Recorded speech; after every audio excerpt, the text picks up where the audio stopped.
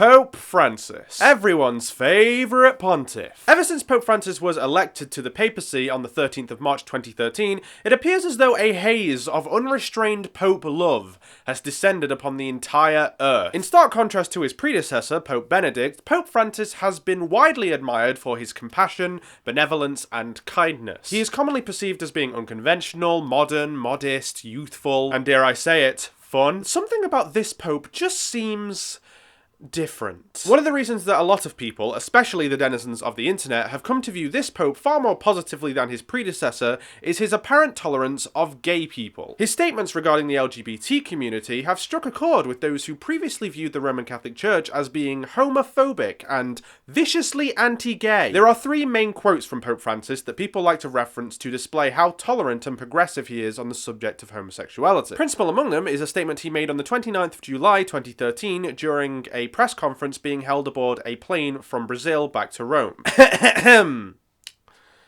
Quote, "If someone is gay and he searches for the Lord and has goodwill, who am I to judge?" The other two statements come from one interview that the Pope did with America, which is a Catholic national weekly magazine. The first reads as follows. "A person once asked me, in a provocative manner, if I approved of homosexuality. I replied with another question.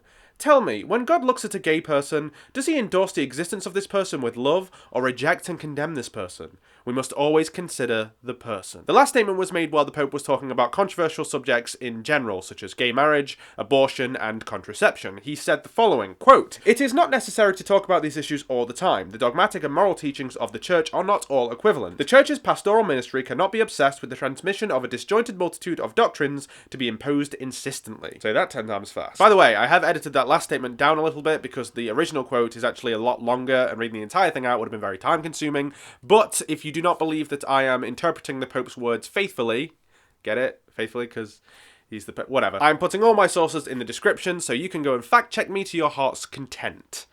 Anyway, these are the three main quotes from Pope Francis that people use when pointing out exactly how much he loves the gays. And although the first statement is the most widely referenced, all of them help to initiate an enormous outpouring of respect, admiration, and in some cases fanboying over the Pope. For weeks after these statements were made, all you could hear was Pope Francis this and Pope Francis that. People proclaiming that they love the new Pope and that the new Pope is so cool, and generally acting as though his views and attitudes on this issue are substantially different from those of previous popes, and certainly different from those of Pope Benedict. Eventually, even the gays got in on the action, culminating in an event that frankly is the entire reason that I'm making this video. On the 19th of December 2013, The Advocate, which is the world's oldest gay publication, named Pope Francis as their Person of the Year, using the aforementioned quotes and mentioning his stark change in rhetoric as justification for their decision. Thing is, when you actually take a second to stop and evaluate what the Pope has and hasn't said on the subject of homosexuality, it becomes a lot harder to maintain this rose-tinted view of the current pontiff. Even the most cursory of glances at the Pope's views on homosexuality render the months of frenzied Pope love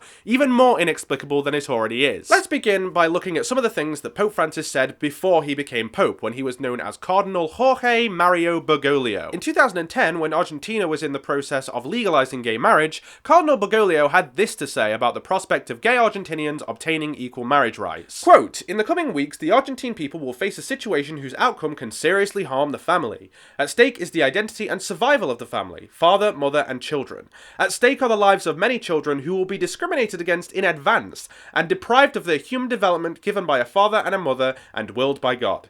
At stake is the total rejection of God's law engraved in our hearts. Let's not be naive. This is not a simple political fight. It is a destructive proposal to God's plan.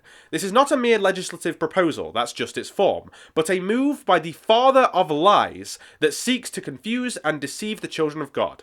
Let's look to St. Joseph, Mary, and the Child to ask fervently that they defend the Argentine family in this moment. May they support, defend, and accompany us in this war of God." Right. So, gay marriage will seriously harm the family, and adoption by same-sex couples is discrimination against children. Gay marriage is a destructive proposal to God's plan, and is in fact a move by the father of lies, aka Satan. Wow, what a dick. But that was in 2010. That was like over 3 years ago. A lot can change change in 3 years. People can change a lot in 3 years. What are some of the more recent things that Pope Francis has said and done regarding homosexuality? Well, only a few months ago, Pope Francis followed through with plans to excommunicate an Australian priest who openly supports gay marriage and the ordination of women. And it recently emerged that Pope Francis had encouraged a priest in Malta to speak out against a civil union law that would give gay couples the right to adopt children. In addition, he also released an Apostolic Exhortation entitled Evangelii Gaudium, in which he made several remarks heavily implying his dim view of attempts to legalize gay marriage. Quote, "Marriage now tends to be viewed as a form of mere emotional satisfaction that can be constructed in any way or modified at will,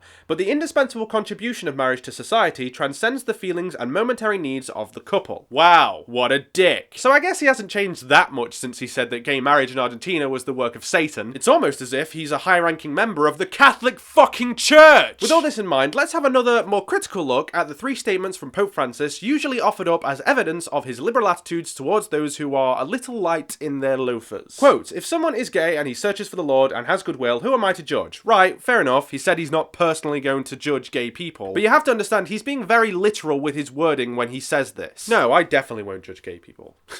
I mean, God will, but I won't. Furthermore, I question the value of saying that you're not going to judge gay people when you explicitly tell your inferiors to speak out against LGBT rights and suggest that Lucifer himself tries to pass gay marriage laws. How is that not judging gay people? Oh, right, yeah, it's that bullshit form of Christian judgment whereby you can say horrible things about an entire class of people, but as long as you say it politely, you're not technically judging them. Pretty sneaky, Francisco. Quote, "A person once asked me in a provocative manner if I approved of homosexuality. I applied with another question. Tell me, when God looks at a gay person, does he endorse the existence of this person with love or reject and condemn this person? We must always consider the person." Alright, well, he didn't actually even answer the question of whether or not he approves of homosexuality, although I think at this point one could make an educated guess. All he said was, we must always consider the person, which sounds nice enough, but when you actually look at it, it's really nothing more than a gussied up version of love the sinner, hate the sin, a perennial favourite among those trying to appear loving while being extremely hateful. Quote, "It is not necessary to talk about these issues all the time. The dogmatic and moral teachings of the Church are not all equivalent. The Church's pastoral ministry cannot be obsessed with the transmission of a disjointed multitude of doctrines to be imposed insistently." Frankly, I think this is probably the most promising of all the quotes, but it's still really nothing special. So he said that the Church spends too much time talking about certain issues. That doesn't mean he thinks they should never be talked about. Nowhere in that statement did he suggest that homosexuality is not a sin, or that non-celibate homosexuals are not destined to burn forever in fiery pits of burning sulfur. So, what's changed? For all the excitement, these supposedly progressive statements from Pope Francis simply don't deviate from standard Catholic teachings on homosexuality that much at all. In fact, Pope Francis said as much during his interview with America magazine. Quote, "During the return flight from Rio de Janeiro, I said that if a homosexual person is of goodwill and is in search of God,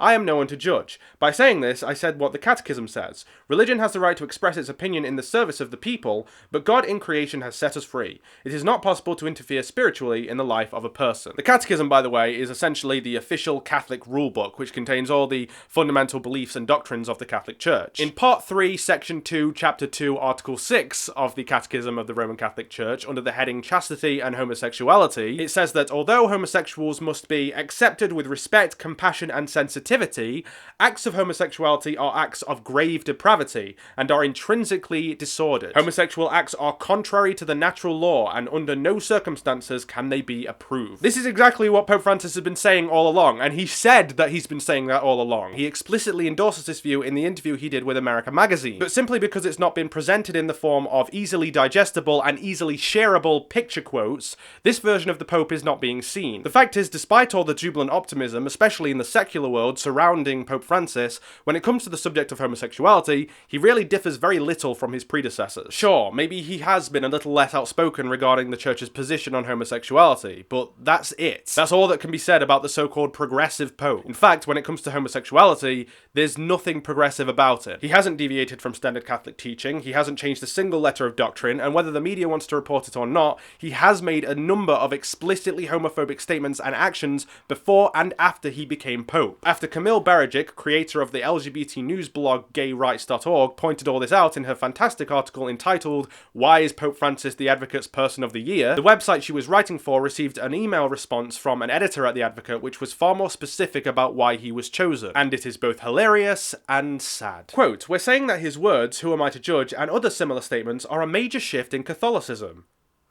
No, they aren't. The Pope said that they aren't. The Pope said he was just restating the Catechism. Even the Pope disagrees with you on that. We named him as Person of the Year because he has challenged both church leaders and parishioners to think about why they oppose LGBT rights. He opposes LGBT rights! At most, he's challenged people to think about why they might hate gay people, but again, the Catechism on homosexuality is very clear that hating homosexuals is not part of Catholicism, at the very least not nominally. And if simply not hating gay people is the standard for winning the Advocate's Person of the Year award, fucking Sarah Palin should have won by now. Whether it's worth the effort to do so when there are real problems the church must address? Well, Pope Francis clearly thought it was worth the effort to excommunicate people over. Again, saying we spend too much time talking about homosexuality is not the same as saying there is nothing wrong with homosexuality. And frankly, I'm astounded that I keep having to point this out, given how blatantly fucking obvious it is. And whether being gay is part of Christ's teachings. Well, clearly, the Roman Catholic Church disagrees with you on that. Do you know what the Roman Catholic Church is, advocates? It's just that little organisation that the Pope is the fucking leader of! The church was integral in raising money in so many states to ban marriage equality. You have to wonder, had Pope Francis been in charge then, would that have been the case?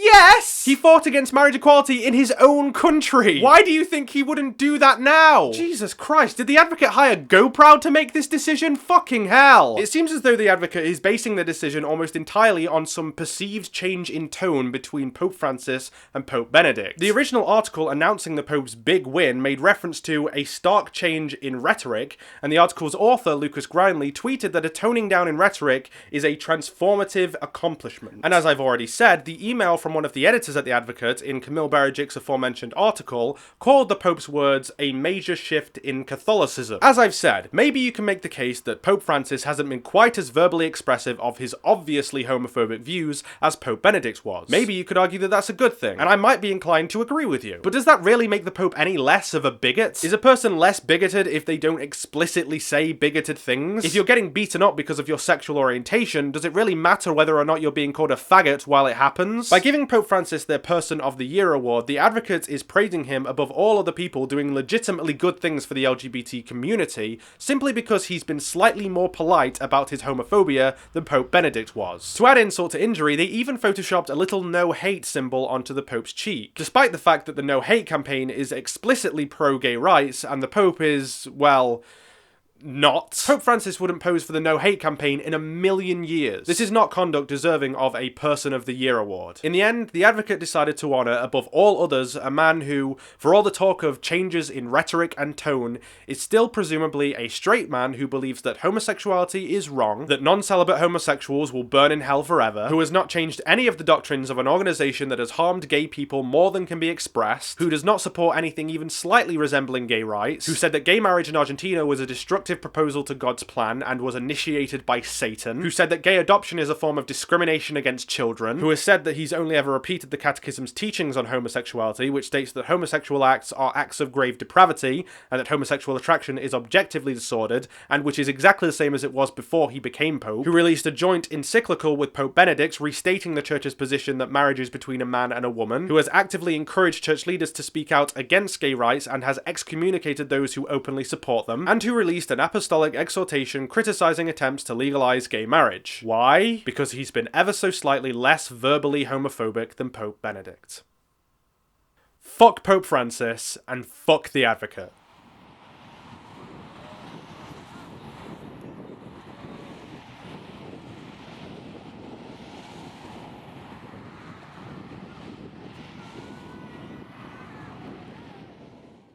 And certainly different to those of St. fucking Pope shit. Benedict, that's his name, old Pope Ben. Fuck.